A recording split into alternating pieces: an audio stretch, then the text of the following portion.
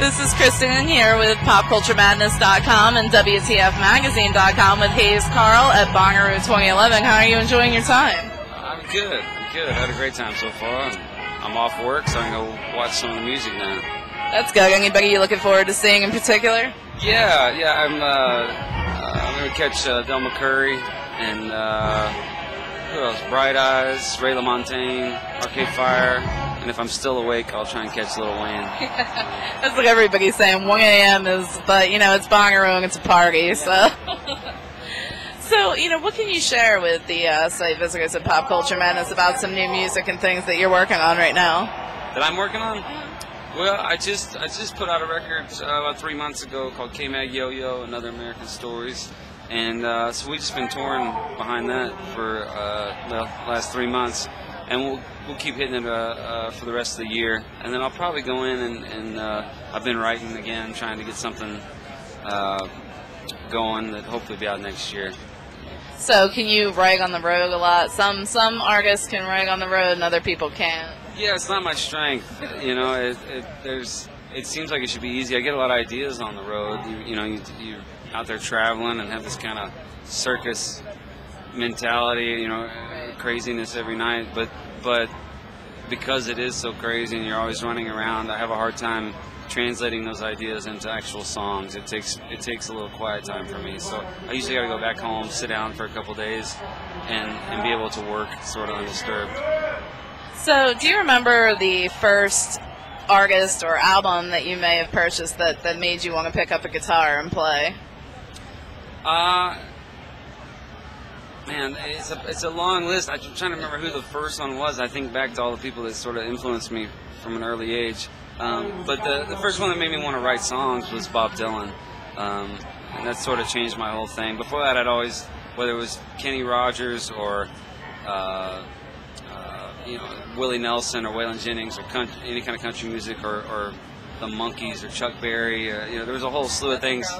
Yeah, it was, I used to get you pay a penny and get 20 tapes, Yeah. And so I would just get everything from 50s rock to 80s country to 70s rock and roll. Whatever happened to Well, I think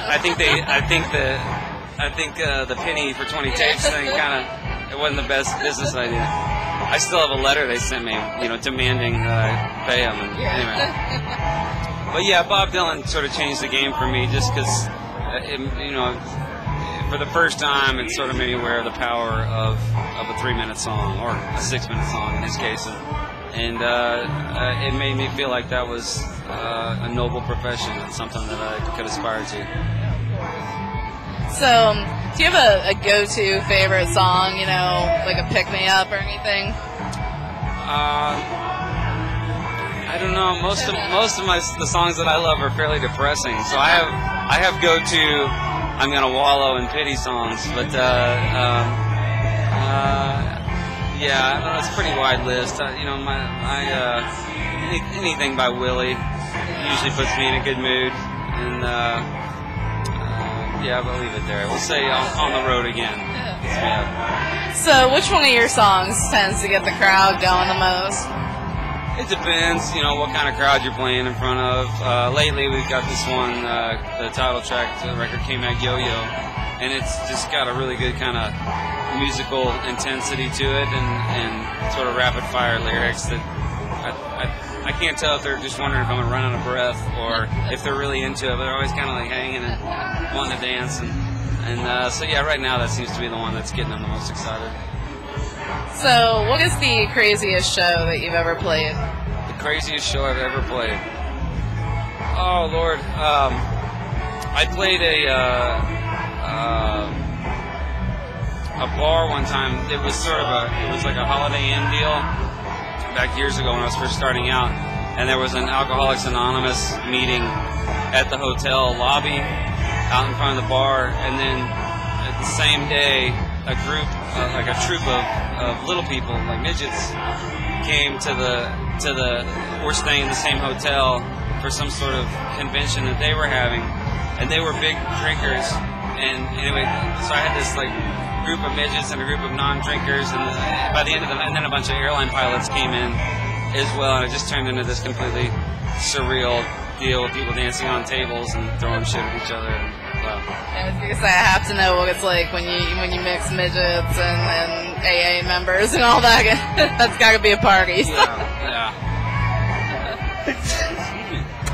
So I've been asking a lot of artists what one of their favorite summer festival memories has been. You know, either as an attendee or one that you may have performed. Do you have one that stands out?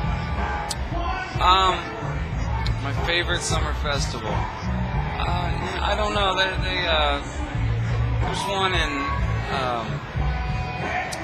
Bellows Falls, Vermont. It's a very tiny festival called Roots on the River that is put on with a guy named Fred Eaglesmith, Canadian songwriter.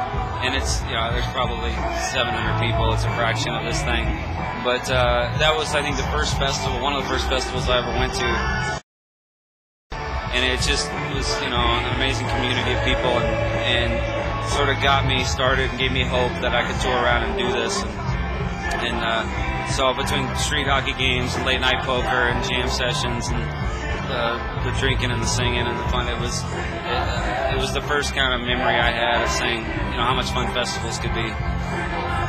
So with the writing process for your music, what generally comes first for you? A hook, melody, lyrics?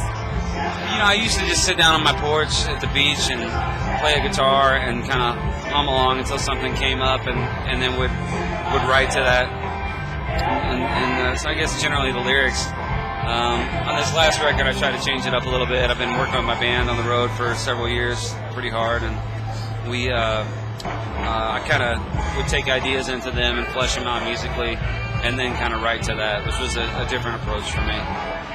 Great. So what is the best way for listeners to keep up to date with you? To keep up to date with me, you can go to my Facebook page or Twitter. I'm on there fairly regularly. And then HaysCarll.com has all the dates and all the information on it as well. Awesome. Well, I definitely want to thank you for taking the time out to speak with us. I appreciate it.